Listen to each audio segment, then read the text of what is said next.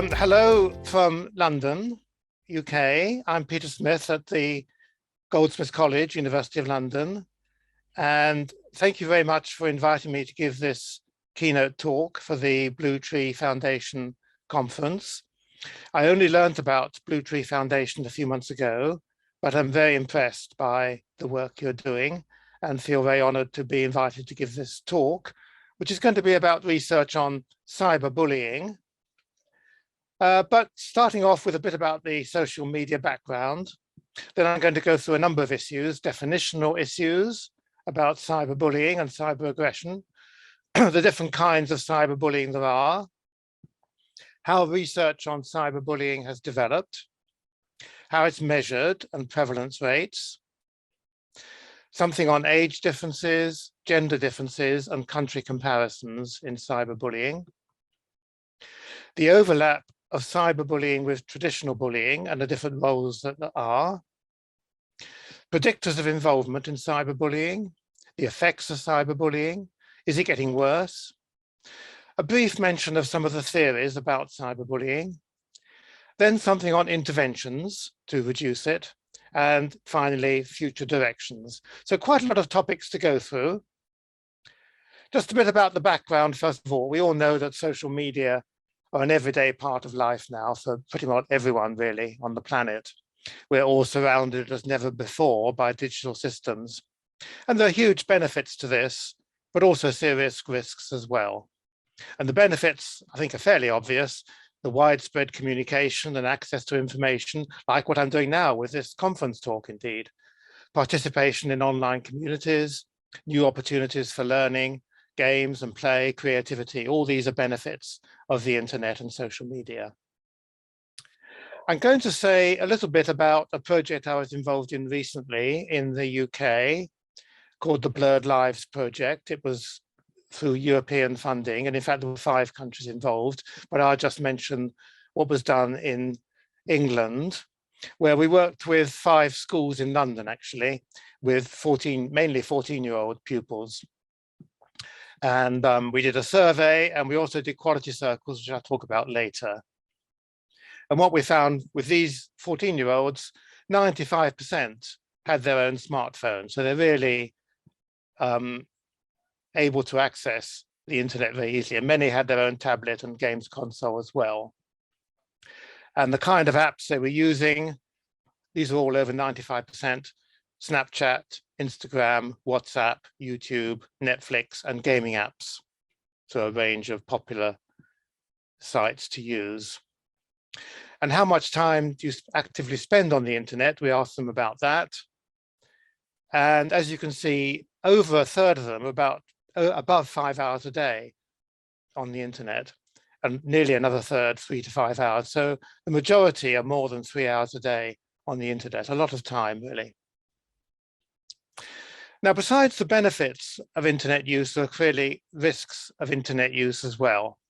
And these include concerns about the amount of time spent online, the management of what's private and what's public, and the dangers of cyberbullying, harassment, and access to inappropriate material, such as pornography or extreme violence. Just a bit about time spent on the internet. There's been concern about the effects of too much internet use on the mental well-being of young people. And this is often seen in terms of a displacement hypothesis, that media or digital opportunities, all that time spent on the internet, displace or supplant alternative activities, such as socializing with family or friends, or engaging in more active leisure pursuits. So this hypothesis supposes a linear effect of increasing digital exposure and increasing risk of harm. The harms of internet exposure are directly proportional to the exposure that you have. Now that's been contrasted with a Goldilocks hypothesis proposed by 2 authors back in 2017, and it's named after a children's story where Goldilocks, a young girl, tastes 3 bowls of porridge for breakfast, and one of them is too hot, one's too cold, but the third is just right. Well, by analogy, it's argued that there might be an optimal just right extent of internet use, a moderate level, which is not so high as to run the excessive use and risk of internet addiction, but not so low as to imply a lack of coping skills on the internet and a lack of taking up the opportunities it provides. So in other words, it supposes that moderate levels of internet use may be the least harmful, a curvilinear hypothesis. And this was tested using 4 measures of digital screen time in a sample of 15-year-olds in the UK. And they looked at well-being, mental well-being in relation to time on the internet. And what you see is exactly this curvilinear relationship here. Mental well-being is on the y-axis. So higher scores here mean better well-being. And moderate levels of internet use are associated with the highest levels of well-being, but then it falls off as we get to more excessive internet use. So that supported the Goldilocks hypothesis. There are also issues around sexting, sending sexually explicit messages or videos through mobile phones or the internet. And it's quite common amongst teenagers and often consensual at the time. But such material, even if initially shared with only 1 or 2 people, can quickly go viral. It can quickly be shared with others. And children are often unaware of the permanence of the information that they upload and the difficulties involved in removing compromising or embarrassing photographs, video clips, and abusive material. So this is a pretty live area of investigation and discussion at the moment. But I'm going to mainly talk about cyberbullying. That's what I was asked to mainly talk about in this lecture. So cyberbullying is a kind of aggression. Aggression is the intent to cause harm, and cyber aggression would be the intent to cause harm using mobile phones or the internet. Now, bullying is a subset of aggression. Bullying is usually defined, following the work of Dan Olweus in Scandinavia, as repeated aggressive acts against someone who cannot easily defend themselves, or systematic abuse of power. So it's repeated, and there's this imbalance of power. The victim cannot easily defend themselves. That's usually what's taken as being the defining criteria for bullying. So then we could say cyberbullying is an aggressive intentional act carried out by a group or individual using mobile phones or the internet repeatedly and over time against a victim who cannot easily defend him or herself. This was a definition that I put forward back in 2008 with colleagues, and it follows on pretty straightforwardly, really, from the Olweus definition of traditional bullying. So traditional or offline bullying can be physical, verbal, social exclusion, rumor spreading, and then we have cyber or online bullying using mobile phones or the internet. Now, cyberbullying does have some differences from traditional bullying. It depends on some degree of technological expertise. It's primarily indirect rather than face-to-face. There's some invisibility of those doing the bullying. The perpetrator doesn't usually see the victim's reaction, at least in the short term. And that's an important difference too, because on offline traditional bullying, you see how the victim is responding, and that may or may not encourage you to continue, but you don't see that, at least immediately, with cyberbullying.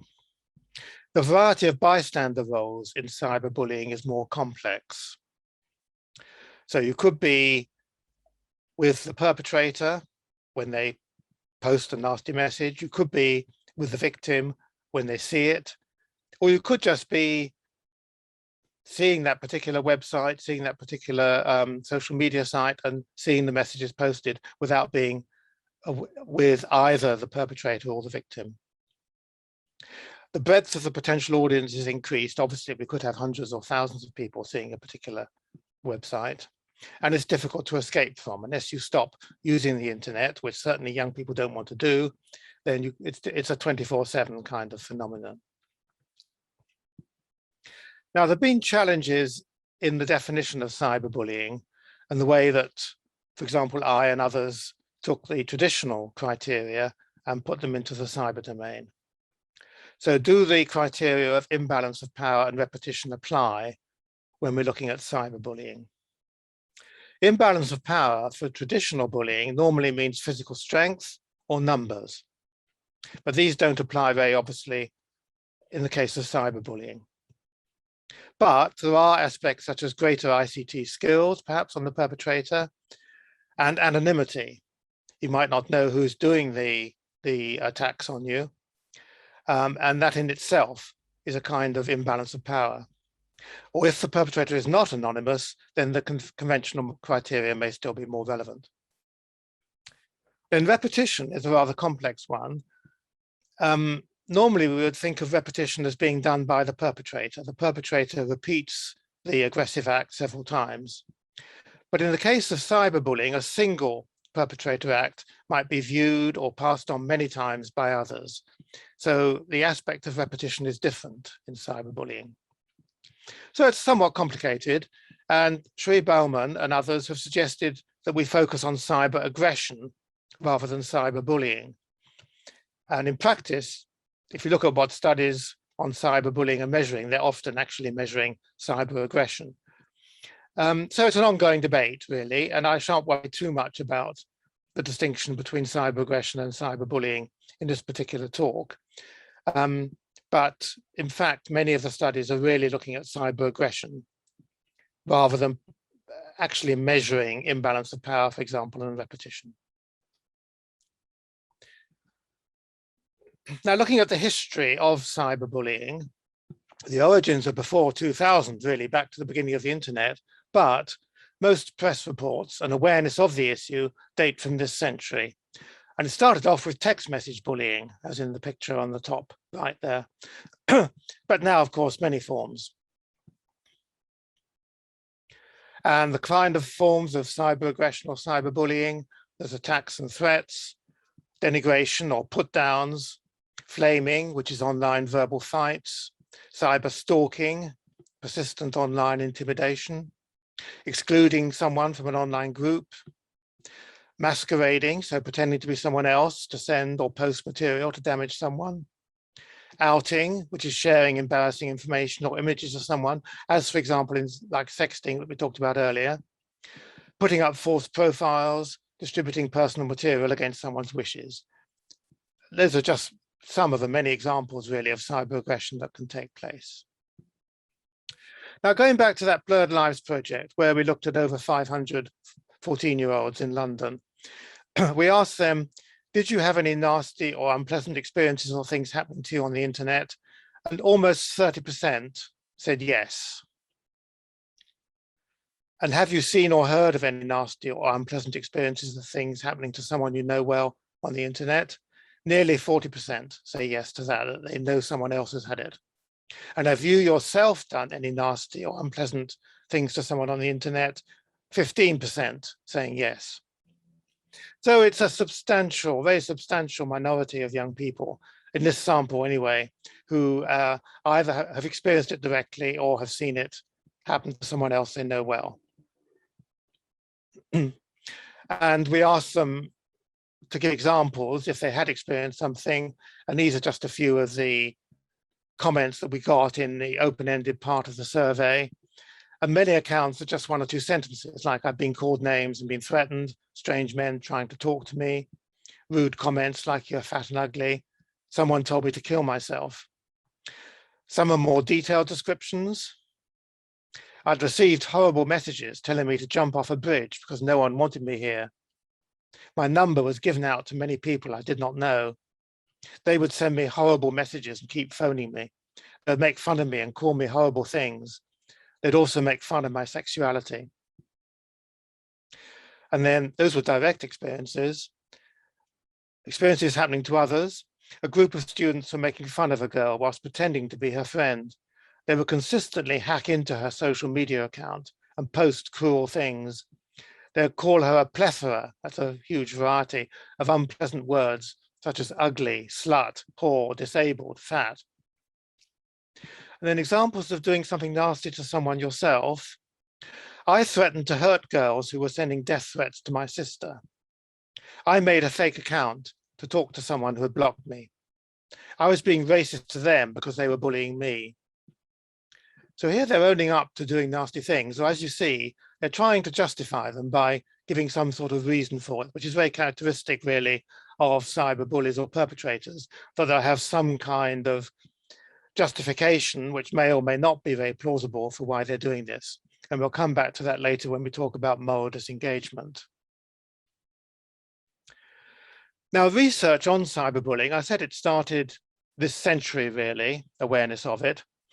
And this bar chart shows the number of publications on cyberbullying. It's based on the Web of Science database over the last 20 years, really, this century, starting with a very small number of articles in the first few years of the century, getting up to 30s, 40s, 50s, 60s, around about by 2008, 2010. And as you can see, they're really rising very steeply.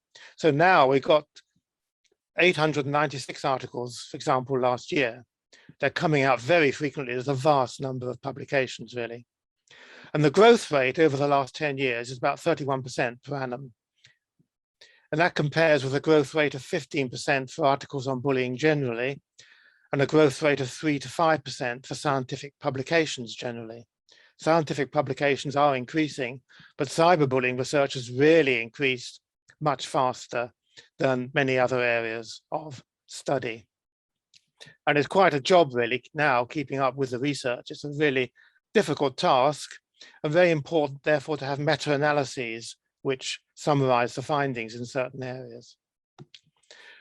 With a colleague, Fethi Berkun, a few years ago, we looked at the content of articles published between 2000 and 2015 on cyberbullying. And you can see in the slide the various topics that were covered. Very common was studies of prevalence rates or reports on prevalence rates, 38%. Gender differences were often commented on, 36%. And most common, in fact, was predictors of involvement. What kind of other correlates of involvement were there? And what kind of outcomes?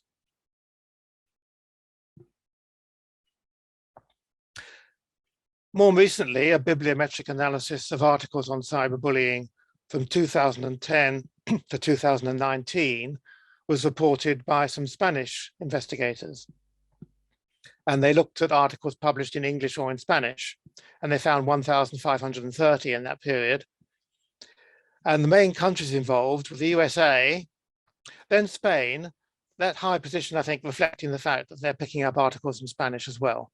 England, Australia, Canada, China, Italy were the next most common countries. And the range of journals they published in, quite a big range of journals, the most common were Computers in Human Behavior, Cyber Psychology, Behavior and Social Networking, and the International Journal of Environmental Research and Public Health. I just comment on that reports from China, and also I think from South Korea too, really increasing a lot in the last few years.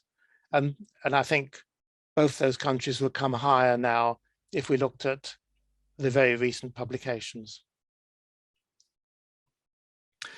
Now, looking at cyberbullying, obviously we have to measure it, and there are many instruments available for quantitative surveys. And a systematic review in 2020 found 64 instruments that were used over the last, well, 18 years, in fact. There's a lot of instruments. And of these, 37 measured both cyber perpetration and victimization. 23 measured victimization only, and 4 measured perpetration only. Half of the studies use the term cyberbullying, and the other half use terms such as cyber aggression or online harassment. And we've talked about that issue before. Even the studies using the term cyberbullying, they're not necessarily picking up the important criteria of imbalance of power and repetition. Most of the instruments, 57 of the 64, were designed for adolescents. The time frame asked about varied. So in other words, if you're asking, have you been cyberbullied? Do you just ask, have you been cyberbullied like ever? Or is it in the last month or the last term, the last year? Only 46 out of the 64 actually specified what the time frame was. but it's quite important, of course, if you're looking at prevalence. And 43 studies reported reliability and 35 some evidence of validity. So there's a variety of quality really here, as well as what is being covered. Here's an example of a digital victimization scale coming from Hamby and colleagues in the USA. They had 11 items, which they developed through focus groups, interviews, and a survey. And it's for teenagers and adults in the USA. So I won't read them all out, there's 11 of them, but for example, someone tricked me into giving personal information over my phone, tablet, or computer. Someone caused problems for me when they said mean things about me online. Someone caused problems for me when they kept me out of online groups or group messages. There's altogether 11 of these kinds of categories. So what do we know about prevalence rates, given we've got these measurement instruments? A very recent study by Zhu et al. Looked at 63 publications from 2015 to 2019. And what they reported was that cyber victimization rates varied from about 14% to 57%. And cyberbullying perpetration rates from 6% to 46%. Well, that's a huge variation, of course, in percentages. And actually, it's not too meaningful because the different studies, the different 63 publications are using different criteria. And that wasn't really all that well reported on, I'd say, in this publication, actually. But I and colleagues have discussed reasons for the variation in figures that you get, and there's a number of them. So one is the frequency cutoff, which is, do you take, how often does the nasty thing happen to you? Did it just happen once or twice, which would be cyber aggression, but not cyberbullying, or has it happened more than that? What's the time reference time reference period, which we discussed just now? Is it specified?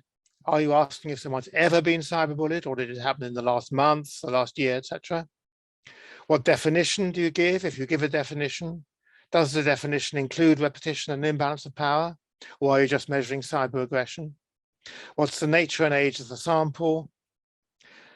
What are the actual items in the questionnaire? What's the emphasis on particular media or bullying practices? And what's the date of survey administration? Because as we'll discuss later, the rates of cyberbullying are changing over time. So it's important to say when you did the survey, and actually that's often not stated.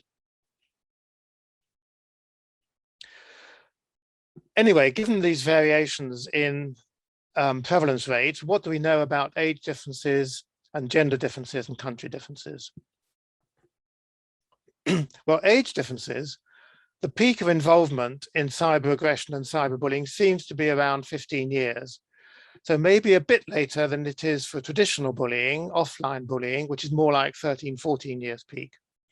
And here's an example of that. This is a recent study in Galicia, which is in the northwest of Spain, from Pichel et al.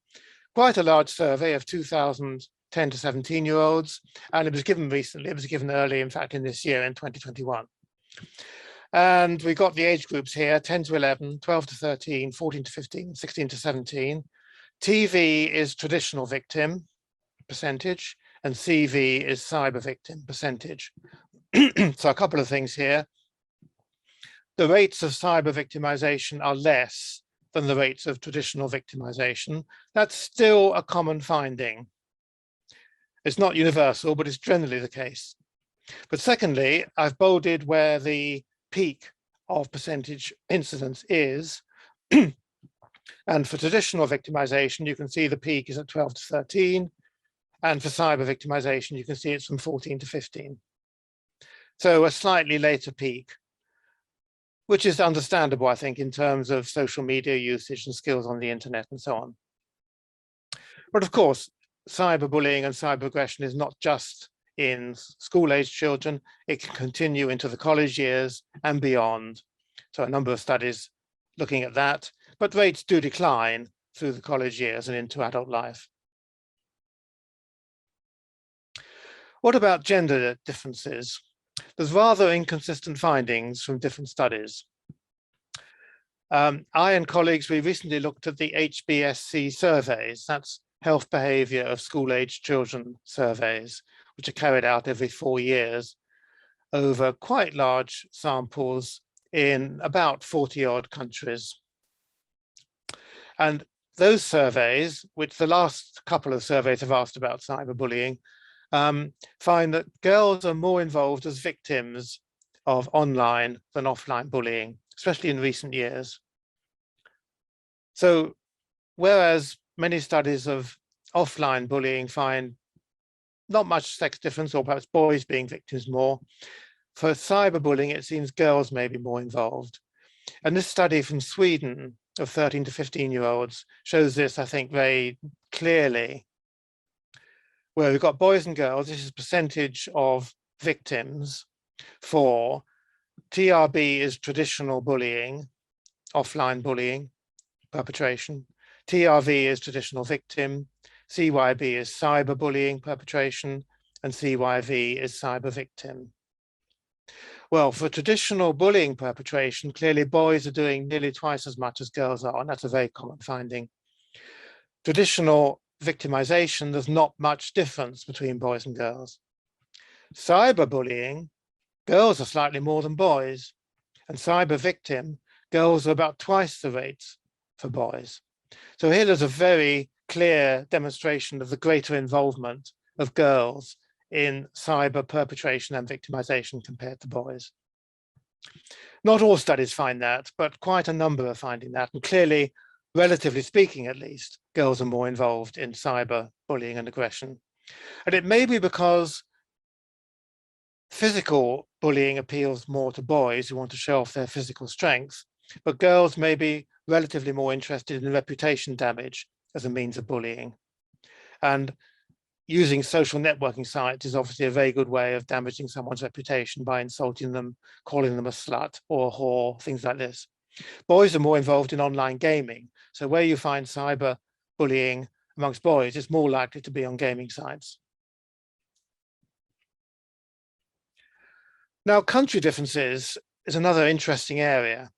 And again, you can look at this through the health behavior in school-age children surveys, which collects data from 11, 13, and 15-year-olds every 4 years.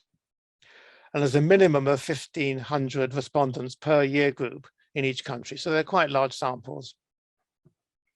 And the last survey, which so far has reported data, that's from 2017, 2018, there's a question on cyber victimization and also one on cyberbullying. And there's quite a variation amongst different countries. So if we look at cyber victimization, it's around 5 to 7%. In Greece, for example, and the Netherlands and Spain, a much higher rates of around 19 to 25% in Ukraine and Lithuania. And then looking at cyberbullying perpetration, again, low rates, about 2 to 4% in Greece and Spain, high rates, about 15 to 24% in Ukraine and Lithuania. So that suggests pretty strong country differences, but cross-national comparisons are difficult to carry out in a reliable and valid way, even within one survey, such as HBSC. So obviously you've got the same questionnaire and instrument being used in the different countries, but we need to bear in mind things about sampling issues, who's actually being sampled in each country, non-response rates, because not everyone responds, and that the figures for non-response rates can be quite high, and who's not responding, possibly those who are more involved in cyberbullying. How's the survey given? The social desirability issues and linguistic issues, what language is the language being used, how terms such as aggression and cyberbullying are being translated, and so on. But even supposing that that these cross-national differences are substantiated, how could we explain them? And I think a useful model here is one from EU Kids Online. EU Kids Online, that's EU is the European Union. And for some years now, there's been a study of use of the internet and risks and benefits of the internet in children in the EU countries. And they found country differences too. And they suggested these 5 main explanatory aspects that could help us understand why there are cross-national differences. So one would be socioeconomic stratification. Is the country wealthy? Is there much income inequality? And we do know that bullying prevalence generally, traditional as well as cyber, is linked to lower country wealth and greater income inequality. So that varies between countries. Regulatory framework. Are there school anti-bullying policies in place? Are there laws about bullying and cyberbullying, of course? What programs are there? All these affect bullying rates. And this will vary between countries too. The technological infrastructure. So how much penetration is there of mobile phones and the internet? How much is violent media shown? All these could affect cyberbullying rates. The education system, probably more relevant for traditional bullying, but things like how extensive is the use of the home-based classroom? Are break times and supervision, are break times supervised well? Is the grade retention between classes? Are poorly performing children held back a year perhaps, or a grade in school? As I said, probably more relevant for traditional bullying, but might be relevant for cyberbullying too. And then cultural values, one I've been particularly interested in. Now, cultural values have been written about by a number of authors, but probably the most well-known is Geert Hofstede in the Netherlands, who proposed 6 main dimensions of cultural values: power distance, individualism, collectivism, masculinity, femininity, uncertainty avoidance, long-term orientation, and indulgence versus restraint. So, for example, power distance refers to how hierarchical a society is, how much respect there is automatically for older people or more powerful people. Individualism, collectivism, perhaps the most well-known, individualistic societies, there's an emphasis on an individual's rights. Whereas in collectivism, it's more an emphasis on doing things for the good of the collective, for the family and the local group and the community. There's been some criticisms of Hofstede's work, but it's been pretty influential, I would say. And here's some Hofstede scores for selected countries. So the USA, Great Britain, China, Japan, and South Korea. And I put them for power distance, individualism, and then masculinity, femininity dimension, how sort of macho, if you like, how much sex difference there is in societal values. So high scores mean high on the dimension. So China is coming out high on the power distance measure, to some extent Japan and South Korea too, much more so than the USA and GB, where hierarchy is not so important perhaps. On the other hand, the USA and Great Britain are very high on in the individualism scores, and China and South Korea especially really much more collectivist, to some extent Japan too. Japan's coming out very high on the masculinity dimension. So there are these differences between countries in cultural values and the other things we've looked at too, and these might help explain the differences in prevalence rates of different kinds of bullying. And that's something that I'm interested in looking at the moment, and is a kind of subject of current investigation, really. There are a number of predictions we can make from the cultural values work. So power distance, it could affect definitions of what is bullying, and cyberbullying, of course, because bullying implies an imbalance of power, and kind of suggesting that that power is being abused, being misused. But in a society with high PDI scores, use of power by older people or stronger people might be much more readily accepted than it would be, for example, in a society with low PDI scores. So in other words, the definitions of what is bullying might change. For example, we use some cartoons to look at this, stick figure cartoons, and one of them shows an older pupil asking a younger pupil to carry their bags for them at school. So they're using their power to get someone to do some work for them, carry their bags. And in societies like Japan and South Korea, that did not seem to be regarded as ijime or wangta bullying. But in societies like England, Western societies, it was seen as bullying much more often. And then if we look at individualism, collectivism, that might affect the prevalence rates really, and the types of bullying, and perhaps the ratio too of bullies to victims.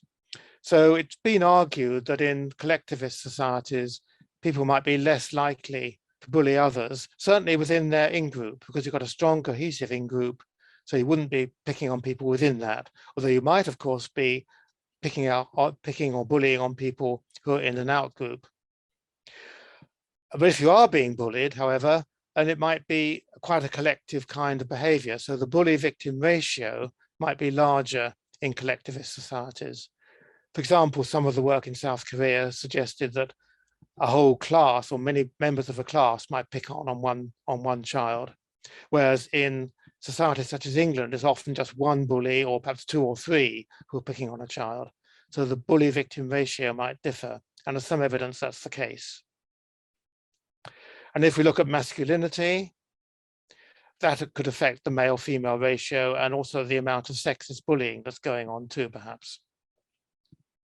So there's predictions to be made, which are being tested at the moment, really, in current work.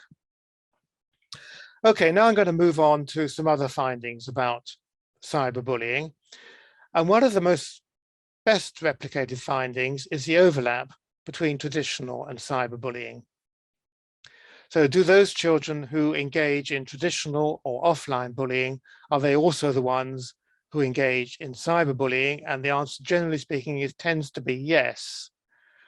A meta-analysis from 2014, meta-analysis, of course, being a study which looks at a range of relevant studies and does a kind of summary of them. They found a mean correlation of 0.47 for perpetration and 0.40 for victimization. And that's quite a high correlation. And a similar study more recently found this in a meta-analysis of Australian samples. So this supports the argument that cyberbullying can be considered as another form of bullying, because there's an overlap amongst the roles.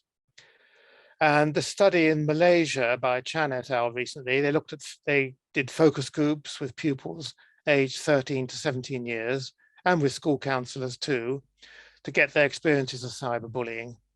And a prominent theme that came from the focus groups was, quote, the students did not seem to make the difference between bullying and cyberbullying. And quote again, cyberbullying in most cases exists in a bullying context as their lived experiences revolve around school, out of school, and cyberspace life worlds. And any actions perpetuated by bullies, and reinforced by bystanders move seamlessly from one interconnected life world to another. That's quotes from the actual study.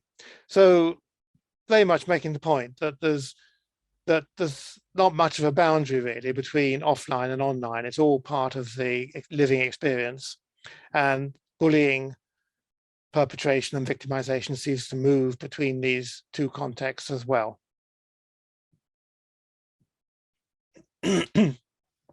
Now, another finding has been that there's quite a high overlap between cyberbullying and cyber victim roles, and that's pretty well replicated. And that's a difference from traditional bullying. In traditional or offline bullying, the category of bully victims is generally small. Now, bully victims are those who are both seen as bullies and as victims, as perpetrators and victims.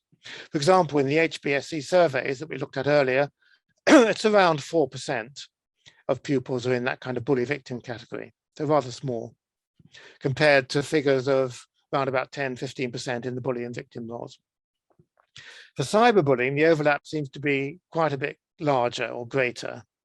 And a meta-analysis recently of 22 relevant studies found an average correlation between the two roles of 0.43, so a substantial correlation. And some of the studies in the sample were longitudinal, and they suggested a move from being a cyber victim to later becoming a cyber bully, especially for girls from especially from girls coming from families with poor supervision and conflictual relationships. So rather troubled girls, perhaps, who may have been victimized and then getting revenge, as it were, taking out their frustration at this by perpetrating as well. So given the anonymity of much cyber victimization, it may be tempting for a cyber victim to get revenge on their attackers with less chance of retaliation from them. And that's where the difference is, of course, from traditional victimization. Traditional victimization is mostly face-to-face. So if you try to get revenge, you know, you will be attacked back pretty quickly. But with cyber perpetration, maybe the victim doesn't know who's doing it. And a longitudinal study in Spain recently found some support for this. Over a 4-month period, it was found that both stress and revenge motivation were mediators of a progression from cyber victimization to cyberbullying. So this is something rather special, perhaps, about cyberbullying and cyber victimization, that there's the overlap between the victim and perpetrator roles, and quite often this might be in terms of stress and revenge, moving from cyber victimization to cyberbullying. Now, there have been studies of many other predictors of involvement too, and there have been meta-analysis of this. The recent one by Zich et al., 2019, they looked at odds ratios of association of cyber victimization and cyber perpetration with a whole range of other factors. Odds ratio, an odds ratio greater than 1 means you're more likely to show that particular association. Odds ratio of 1 is no association, less than 1 means lower odds. So looking at cyber victimization and looking at the range of studies, 18 different meta-analyses, there were associations with school and community. So for example, positive school climate and school safety 1.73. What that means is, if you're, depending on what your school climate is like and how safe the school is, you might be more at risk of, or rather less at risk in this case, because it's protective, less at risk of being a cyber victim. If you've got a positive family environment, if there's parental monitoring and mediation in technology use, you're less at risk of being a cyber victim. Positive peer influence and support from peers is protective. High academic achievement is protective. Low technology use is protective. High self-esteem, high self-concept, emotional management, life satisfaction, efficacy in defending, these are all protective. And prosociality, social intelligence, affective and cognitive empathy, slightly protective too. Equally, of course, the reverse would be not protective. So if school climate is not good, school safety is not good, then you're more at risk of being a cyber victim.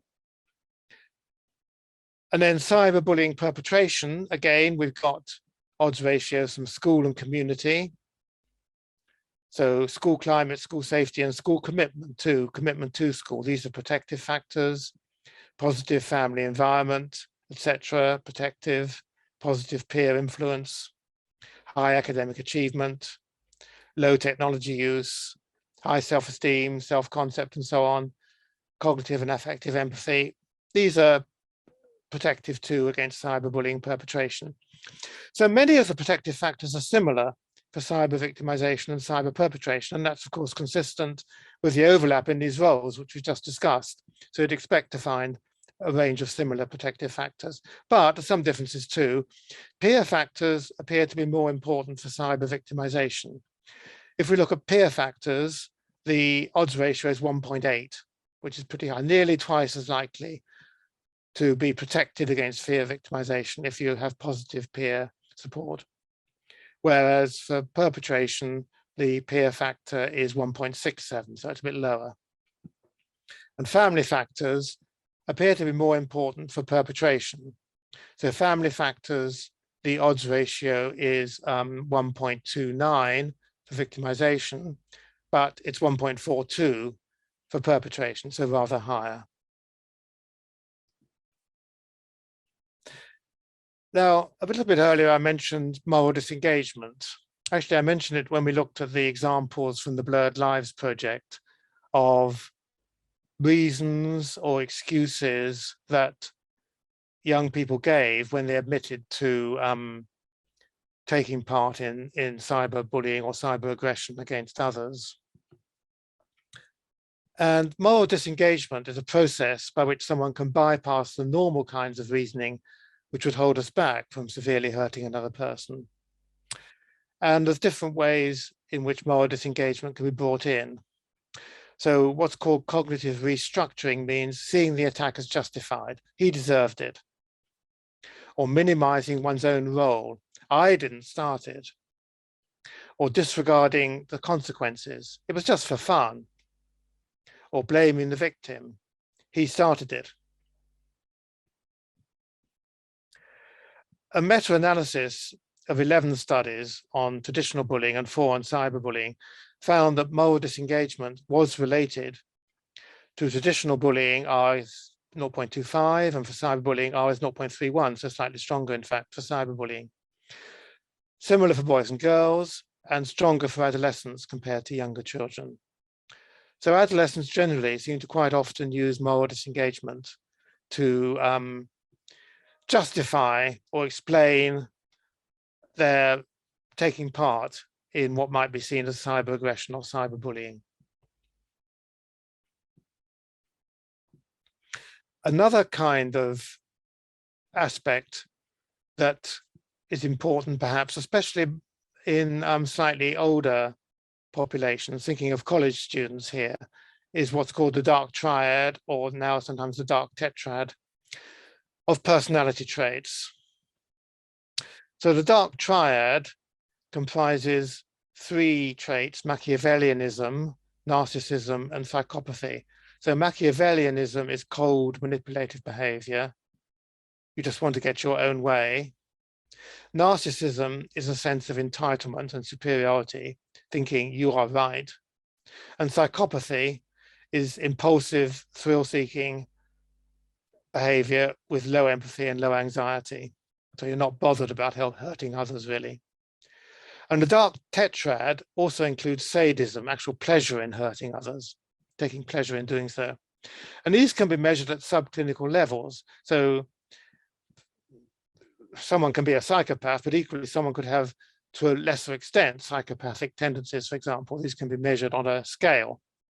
And several studies have done this with adolescents, older adolescents and college students, and they found some relationships between cyberbullying perpetration or aggression and, for example, psychopathy and sadism.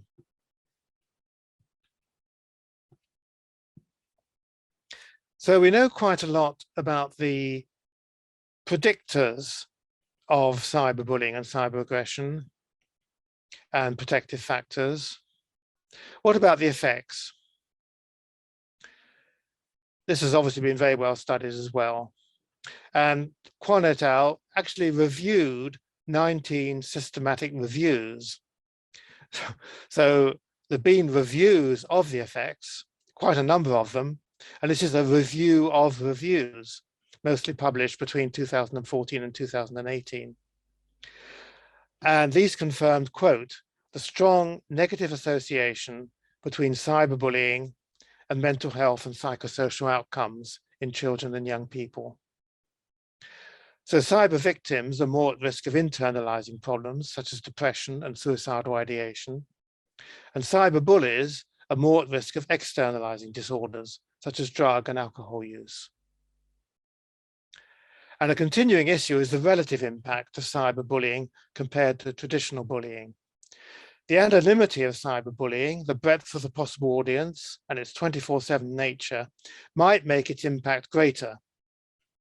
On the other hand, its virtual nature and the possibility of blocking or removing certain content might reduce its impact. And the findings concerning this are quite mixed, actually. Here's just one example of a study looking at the effects of traditional victimization and cyber victimization and bullying. And it's from Australia. It's with pupils aged 9 to 19. And it used the Strengths and Difficulties Questionnaire, the SDQ, A high score on this is worse. It means more difficulties in social relationships and behavior. And not involved children, that's not involved in any kind of cyberbullying or traditional bullying or victimization, their average score is 9.7, which is rather low. For traditional victims, the score is 11. For traditional bully victims, 12.7, going up. Cyber victims, 12.5. Cyber bully victims, 13.5. If you're both a traditional and cyber victim, 15.3. And traditional and cyber bully victim, 15.6. So clearly, being a victim or a bully victim means more difficulties, higher scores on the SDQ. And the scores for cyber victim and cyber bully victim are a bit higher than those for traditional, but especially bad if you're getting both traditional and cyber attacks, as might be expected. So in summary, being a victim of both traditional and cyber attacks is associated with particularly worse outcomes, as is being a bully victim. There's limitations of cross-sectional studies like that Australian one for determining cause and effect, but by now there's many longitudinal studies, and one article found 56 longitudinal studies which support bi-directional influences, basically. So what that means is cyberbullying perpetration caused more externalizing behavior problems over time, and cyber victimization is a risk factor for more internalizing problems, such as depression and anxiety, but also the other way around too. Behavioral problems and increased internet use predicts greater involvement in cyberbullying perpetration, and depression, anxiety, and internet use predicted greater cyber victimization later on. So we've got factors operating in both directions here, as again might be expected. Suicidal ideation and actual suicides have been discussed quite a bit in relation to bullying, both traditional and cyber victimization. The picture here shows Japanese parents with a photo of their 14-year-old son who committed suicide because of persistent bullying. And a meta-analysis found that being a victim of cyberbullying was significantly associated with suicidal thoughts at a higher level than was the case for traditional bullying. Now, when someone unfortunately actually commits suicide, there may well be pre-existing depression and family difficulties as well. It's probably multiple causal factors. So it makes it difficult to say that a suicide is caused by cyberbullying, but it can have a very prominent role.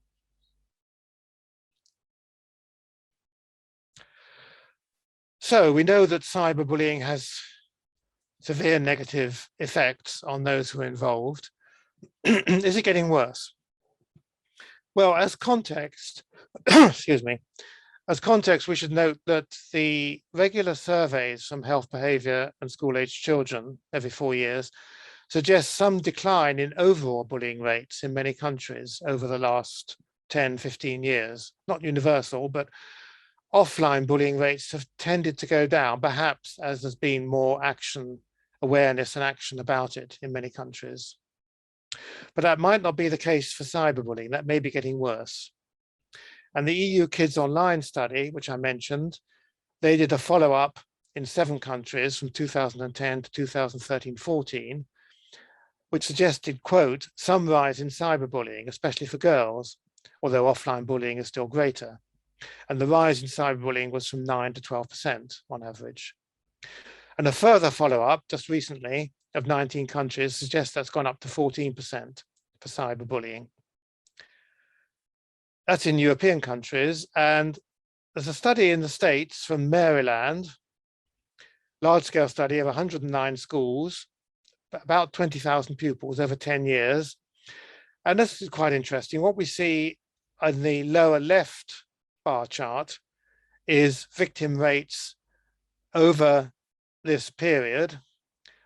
These are intervals like 2005-6, 2007-8, 2009-10, 2011-12, 2013-14. Those are the 5 time intervals. And overall, victim rates seem to be going down, especially over the last 3 time periods. But that wasn't the case for being a cyber victim, where it went up in the first 3 time periods, but then actually has gone down a bit in the last 2 time periods. So a mixed picture here. Cyberbullying seems to have been increasing, at least over certain time periods, but might, of course,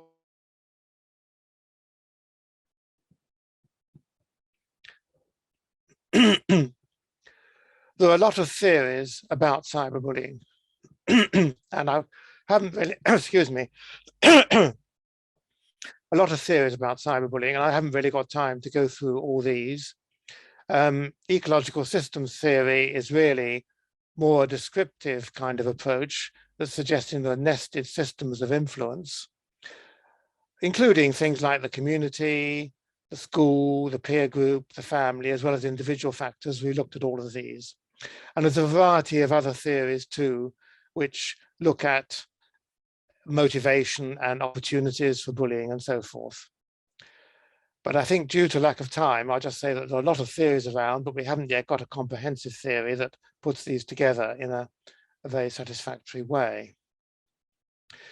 What I'd like to spend the final few minutes on is talking about guidance and resources and interventions. It's obviously important to include cyberbullying explicitly in things like school policies, anti-bullying materials, teacher training materials, guidance for parents, and guidance for children and young people. And many organizations and websites now provide this. And in the UK, for example, the Department for Education provides a document, Cyberbullying Advice for Head Teachers and School Staff. And the Anti-Bullying Alliance is a charity which has a lot of resources, including a focus on cyberbullying, and the many other websites available as well. Cyberbullying in the UK is not actually an offence, but there are laws about harassment and defamation and threatening behaviour. Schools must have an anti-bullying policy. Revenge porn is a criminal offence. That means sharing sexual images or videos without the consent of the person involved. But unfortunately, many students are not aware of this law and may still treat cyberbullying as fun or banter. Individual coping strategies vary by pupils and young people. Some are rather ineffective if you're doing nothing, if you're just trying to avoid the situation, or if you retaliate in an inappropriate way, that can be dangerous. But seeking help from friends, family, staff, and peer supporters can be helpful. Responding assertively, analysing the bullying episode and the bully's behaviour, and thinking what's the best way of responding. In the Blurred Lives project, we asked young people what they did if they had experienced something nasty on the internet. And there's a variety of responses. 16% didn't tell anyone. Nearly 16% told a friend or friends, and that was more common than telling a parent. Telling a teacher or someone at school, quite low really, about 3%, which is a common finding, in fact, when we look at cyberbullying. For traditional bullying, often pupils will tell a teacher, but for cyberbullying, that seems to be much less. Probably because they think that the teachers don't really know so much about what's going on. Was telling someone helpful? About a quarter of the time it was very helpful, 13% quite helpful, 20% a bit helpful, but not helpful in 40%. It's questionable how often, because we saw that often they're telling friends, and friends may understand, but they may not always be the best people to help. It may be more important really to tell parents, family, someone at school to get effective help. Coping strategies may vary by cultural orientation, and that's quite interesting, I think. A study from 2018 contrasted coping responses in individualistic versus collectivist cultures. So we talked about individualism and collectivism before, and comparing different countries, but here they looked at orientations within Chinese culture. So Chinese culture was mainland China, Hong Kong, and Macau, with adults aged 18 to 37, coping responses to cyberbullying, and whether someone within China is relatively more individualistic or collectivist in their orientation. So you can look at individual differences in this as well as country differences. And what they found was that assertive strategies, such as reframing and striving against the bully, as well as avoidance and detachment, were more common with those having a more individualistic orientation, whereas using family support and relying on religion and spirituality were more common with those of a collectivist orientation, which makes sense, I think, and it's quite interesting that these variations in orientation in individualistic versus collectivist outlook can lead to different coping strategies. Now, there have been intervention programs developed really for school bullying, school cyberbullying, and some programs mainly target traditional bullying, but have been found to impact positively on cyberbullying. That includes the VISC Social Competence Program in Austria and the Kiva program in Finland. So they were developed some time ago. They mainly target bullying generally, but they also reduce cyberbullying as well. Some programs target both very explicitly. For example, one called No Trap in Italy, and one bully down text messaging program developed in the USA. And some mainly target cyberbullying. So for example, cyber-friendly schools in Australia, Media Heroes in Germany, Online Pestkoppenstoppen in the Netherlands, Conred in Spain, CATS, that's Cross-Age Tutoring Zone in the UK. These are all mainly targeting cyberbullying. The Cross-Age Tutoring Zone is quite interesting. That's where slightly older pupils tutor slightly younger ones on ways of coping with cyberbullying and dealing with internet harassment. Now, do these intervention programs work? There's a meta-analysis by Gaffney and colleagues a couple of years ago. They reviewed 24 studies on these kinds of prevention programs for school-age participants. And on average, they reduced cyberbullying by around 10 to 15% and cyber victimization by around 14%. So they're having a modest effect. They're worth doing. And by the way, cost-benefit analysis suggests that although there are costs to these programs, the benefits really outweigh the costs. They're not huge effects, of course, so there's obviously much more work to do, but they're having some positive effect. A review by Campbell recently looked at some of the common elements in these programs that are effective. Program's name is positive. In other words, it's called something like Media Heroes, for example. It's emphasizing the positive aspects of the program for those taking part. It's based on some kind of theory. It involves students, teachers, and parents, so a wide stakeholder engagement. It involves young people in the design and execution of the program. So, for example, being peer leaders in school, conducting cross-age peer tutoring, which I just mentioned, helping develop and/or implement whole school activities. And it's flexible enough to include changing technologies. The point that the internet is changing all the time, and we need to keep up to date with the latest kinds of cyberbullying and harassment that are taking place. So that's clearly brought out the importance of what's called youth voice sometimes. And Barbara Spears and colleagues recently have argued for using participatory design to inform cyberbullying prevention and intervention practices. Their argument is based on children's rights. For example, the United Nations Convention on the Rights of the Child makes the point that, children and young people should be consulted as much as possible. Or the slogan, nothing about us without us. If you're developing programs about us, i.e. children and young people, it should be with us taking part, not without us. And after all, children and young people themselves are internet experts. They, in a way, know best what's happening on the kind of social media sites and internet opportunities that they are using at their age range. And of course, there are models of participation that can be used and accessed in developing youth voice and participation. The role of peer supporters is one important aspect. Peer supporters can be trained. They can offer helplines with practical tips for victims. They can monitor websites and blogs and report bullying behavior. They can actively challenge it where it's appropriate, and they can generally heighten awareness of issues around cyberbullying. And for example, the No Trap program in Italy uses exactly these kinds of things in involving young people. Another approach is using quality circles. These are classroom-based problem-solving groups, which follow a particular set of procedures. And in the UK, we've used these, for example, in secondary schools. Simone Paul worked with me and other colleagues on this, and we found that quality circles, QCs, can be an engaging process for pupils. And you can set them a task, does cyberbullying happen in a school? What kinds happen? They find out about it. What can we do about it? Come up with suggestions and so on. And they come up with some quite useful suggestions about how bullying and cyberbullying is changing and what can be done about it. And we use these quality circles in the Blurred Lives project that I mentioned earlier on. And in the Blurred Lives project, they made suggestions about how teachers could help more, how parents and carers could help more, and how friends could help more. Fairly standard sort of suggestions, really, but quite helpful. And it's certainly raising awareness amongst all those involved. Here's some quotes.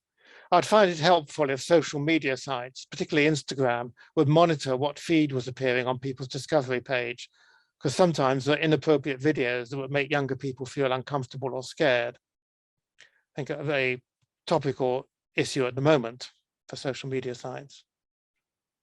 A place where you can go and talk about anything, not be judged, sectioned into categories, where they can be themselves. This does not exist. Young people would find it more helpful if their friends were not to joke about these issues, if people in their lives were supportive and positive. Okay, so we've been through a range of topics now. Cyberbullying is clearly an important issue. We know a lot about who's involved, about the risk factors and protective factors. We know that it can have severe negative consequences, and there's a whole range of resources and programs actually around to help schools and parents and families and young people deal with it. Thinking of the future, we need to be aware of how the internet is changing, what's called the chronosystem in the ecological systems model. Things are changing over time, even year by year. I think we can benefit from greater exploration of country and cultural differences.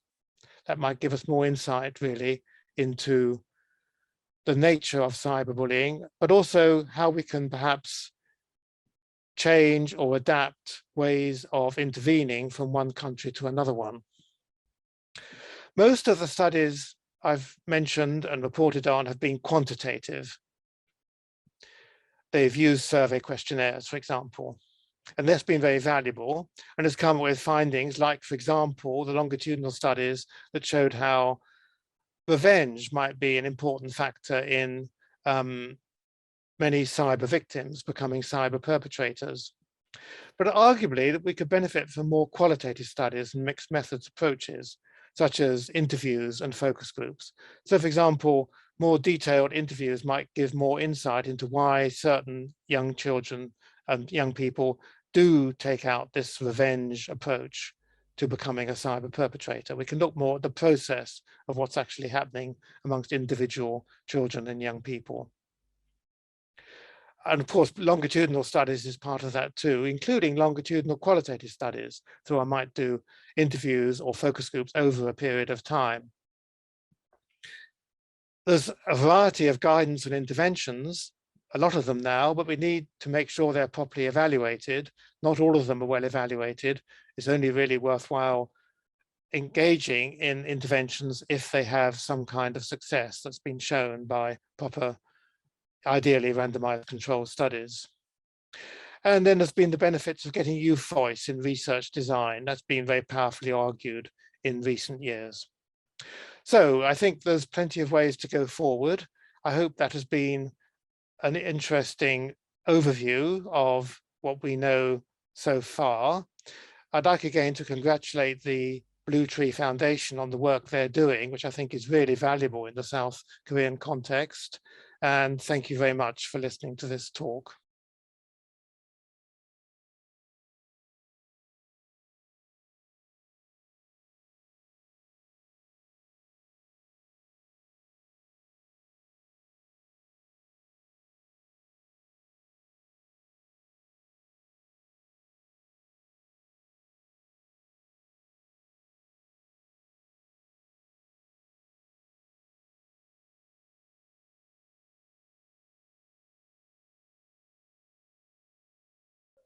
I know something about the types of bullying generally in different cultures. About types of cyberbullying, I can't actually answer that very authoritatively, I'm afraid. There might be some recent work on that, but if there is, I don't really know it. But I think as far as bullying generally is concerned, at least in your culture in South Korea and perhaps in Japan as well, social exclusion types of bullying seem to be more prominent than direct, for example, physical or verbal attacks. And that might be, of course, more characteristic of a collectivist kind of culture, because if you want to hurt someone, I mean, after all, cyber bullies and bullies and perpetrators generally, they want to hurt someone. And in an individualistic culture, you can do that by showing I'm stronger than you, physically attacking someone. But in the collectivist culture, social exclusion is going to be a very effective way of hurting someone because you're excluding them from the group that's very important for them in a collectivist culture. That there is evidence that social exclusion is more common kind of bullying in South Korea and in Japan. Not so much, I think, in China, interestingly, and not so much in Western countries. But even in South Korea, the word wangta is used for bullying, colloquially at least by children. And that, of course, means being excluded, doesn't it? So that's one difference in the kind of bullying. It might apply for cyberbullying, possibly the more cyber exclusion kinds of cyberbullying in South Korea, but I don't know if that's the case or not, to be honest.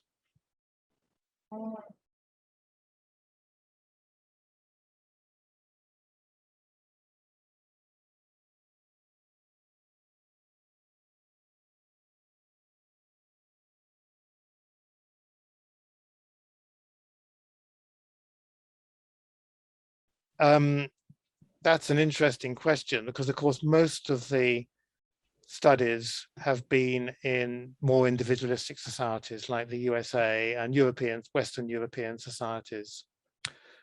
There's been some work in Japan,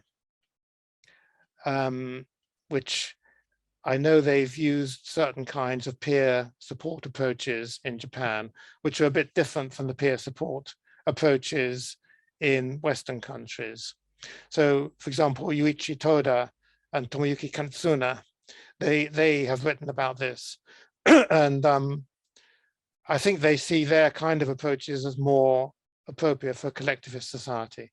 So I think they've written about this in a number of sources. So I think that would be interesting to look at their work.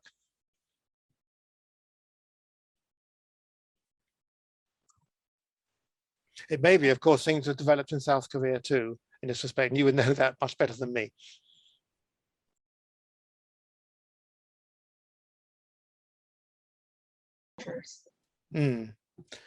Peer power might be especially important, mightn't it, in collectivist cultures, I think.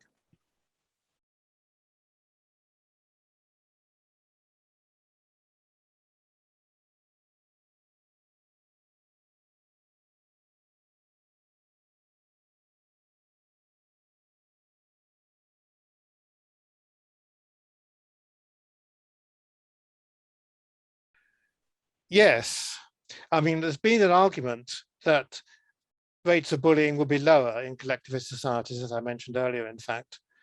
But actually, that's not particularly the case, at least if you look broadly over a wide range of societies, which we did using the HBSC and similar surveys. And actually, on the whole, prevalence rates for bullying generally are lower in individualistic societies. But I think that's been because, at least until recently, most of the interventions have been developed in individualistic societies. Because one thing about individualistic societies, they're very concerned about the rights of the individual. So you shouldn't be harassed, whether it's for reasons of physical appearance or gender or race or sexual orientation and so on. You have a right to be safe and not bullied or harassed. And that's, I think, to some extent, you'd see that more in individualistic societies, and that's led to quite a lot of intervention programs. Now, many collectivist societies, of course, are in Africa or Southeast Asia and places like that. where there hasn't been so much concern about individual rights, but also hasn't been so much development of anti-bullying programs either. Situation in Japan and South Korea and China may be different, of course, because there you're relatively more affluent and you are developing more intervention programs. But I wouldn't just say automatically that collectivist societies have lower bullying rates, because there is the factor about how much emphasis you put on individual rights and individual differences as well, and freedom from harassment.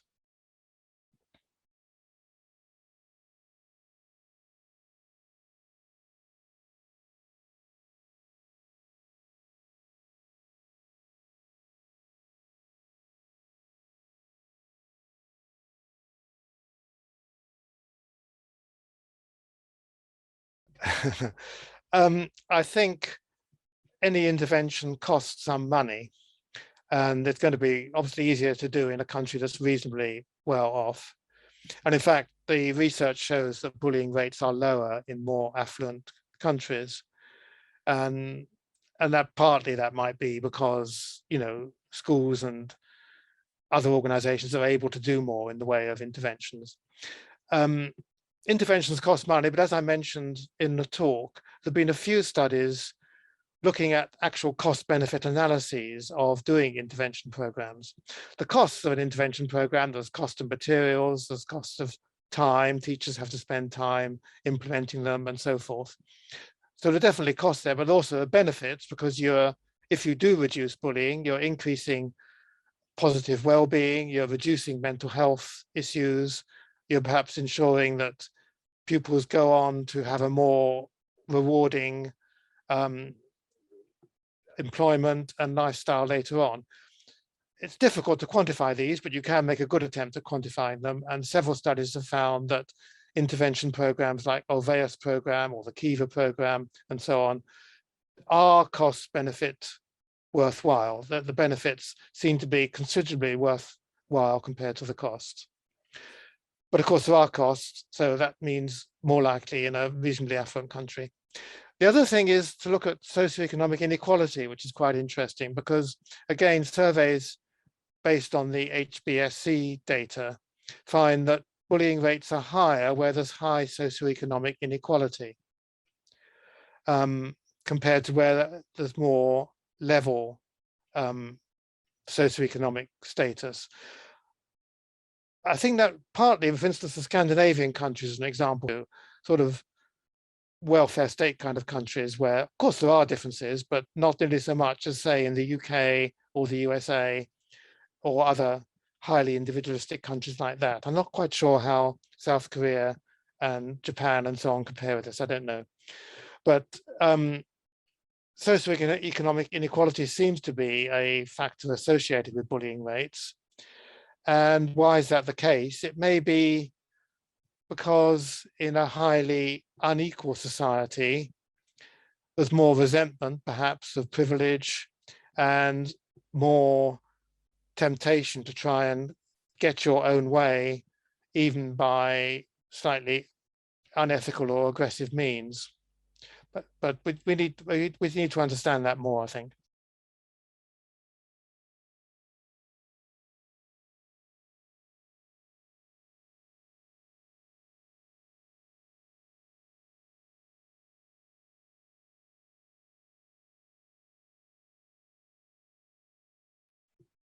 Yeah.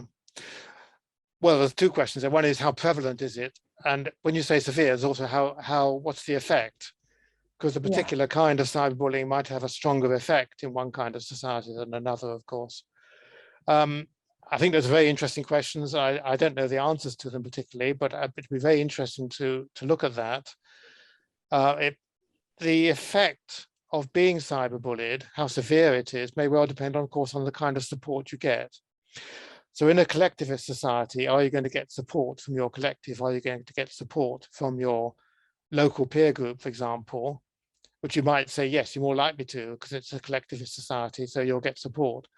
Depending, of course, on where that cyberbullying or harassment comes from. If it's coming from outside somewhere, you'd expect the results to be less severe in a collectivist society because your local group will support you. On the other hand, if you're being harassed within your local group, if somehow you're being turned on, if you're the one tar, if you're the victim of your class, your school class or school peer group, then that could have a very severe effect.